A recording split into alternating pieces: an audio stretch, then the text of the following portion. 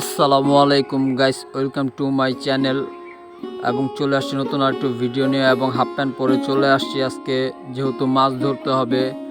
আর আমাদের এখানে বড় একটি পুকুর আছে, সেই পুকুরের পানি নিষ্কাশন করছে, মানে পানি অন্য জায়গায় ফেলাইছে, যারে হিচ্ছে এটা বলে।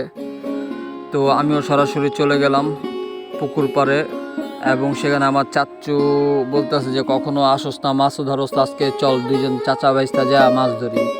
তা আমিও বের হলাম, ওই যে আমার চাচ্চু মাছ ধরতেছে অলরেডি।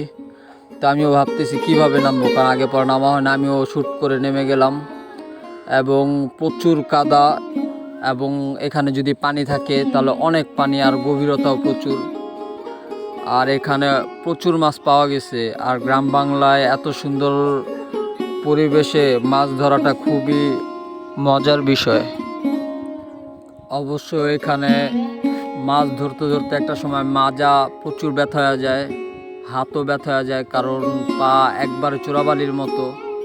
তো এখানে প্রচুর কই মাছ, হোয়াইল্লা মাছ, শিং মাছ, কাতলা মাছ, আরও অনেক ধরনের মাছ, যা ভিডিওতে আপনারা দেখতে পাবেন। এবং আমি অনেকক্ষণ মাছ ধরছি।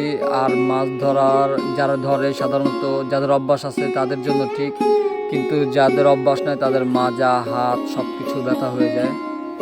যাই হোক না কেন, আর আপনাদের একটা উদ্দেশ্যে বলি, আপনাদেরকে যদি গ্রামের বাড়ি থাকে কিংবা আত্মীয় স্বজনের বাড়িও থাকে তাহলে আপনারা যাবেন, ঘুরবেন, আর এই অবশ্যই মাছ ধরবেন। কারণ এই যে এখানে যা মাছ ধরছে অলরেডি, আম্মু, চাচিরা, ফুপিরা সবাই একসাথে মাছ ভাগ করতেছে প্রত্যেকটা ঘরের জন্য, কারণ এটি একটা উৎসবের মতো।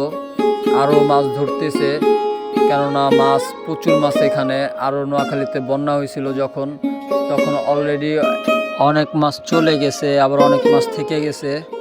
এবং এইখানে এটা হচ্ছে পুরন বাড়ি, কারণ আগে এই বাড়িটায় মানুষ ছিল, তখন পরে মায়েদের বাড়ি, পুর বাড়ি, পশ্চিম বাড়ি এরকম ভাগ হয়ে গেছে। তো এখানের প্রতিটা বাড়ির মানুষজনই আছে। এবং এই পুকুরটা খুব ঐতিহ্যবাহী, কেননা এখানে পুরান বাড়ি ছিল যখন। আর এই যে এটা একটা নৌকা, এবং এখানে বড় বড় মাছগুলি এখানে রাখা হয়েছে। তো ছোট মাছগুলি এই যে এটা হচ্ছে কই মাছ, শিং মাছ, বালতিতে আরও মাছ ধরা হচ্ছে এবং প্রতিটা লাইন ভুইরা ভুইরা মাছ নেওয়া যাচ্ছে। এবং এগুলো রুই মাছ, কাতলা মাছ। আর এই যে সবাই মাছ দিচ্ছে, এরকম আরও দুইটা হাজি হয়েছে। তো এই সেই পুকুর, এই পুকুরে অনেক ঐতিহ্যবাহী ঘটনা আছে এবং এখানে প্রচুর পানি হয় আর গভীরতাও প্রচুর, কিন্তু এখান থেকে বোঝা যাচ্ছে না। এবং এই যে মেশিন, এই মেশিনের মাধ্যমে পানি সেচা হয়েছে। আরও তো মাদ্রাসা থেকে আইসাই লুঙ্গি পরে নামা গেছে, ও বুঝে না যে এটা এতটা গভীর।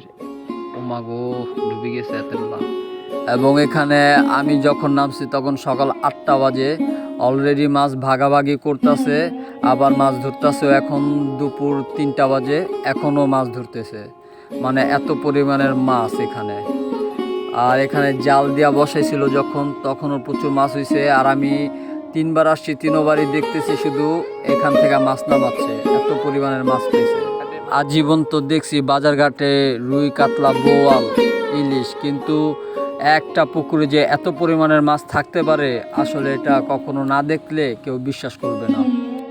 এবং এখানে প্রচুর মাছ। এখন আমার ফুপ্পিরা, কাজিনরা সবাই মাছ ভাগাভাগি করবে, আর অন্য মানুষ আস্তে আস্তে মাছ ধরার জন্য, যেহেতু একটা উৎসবের মতো। অন্তর পুইরা গেল কবে ভাই, এত প্রচুর মাছ। তো গাইস, প্রচুর লং টাইম হয়ে গেছে, ক্ষুধাও পাইছে, বাসা যেতে হইব।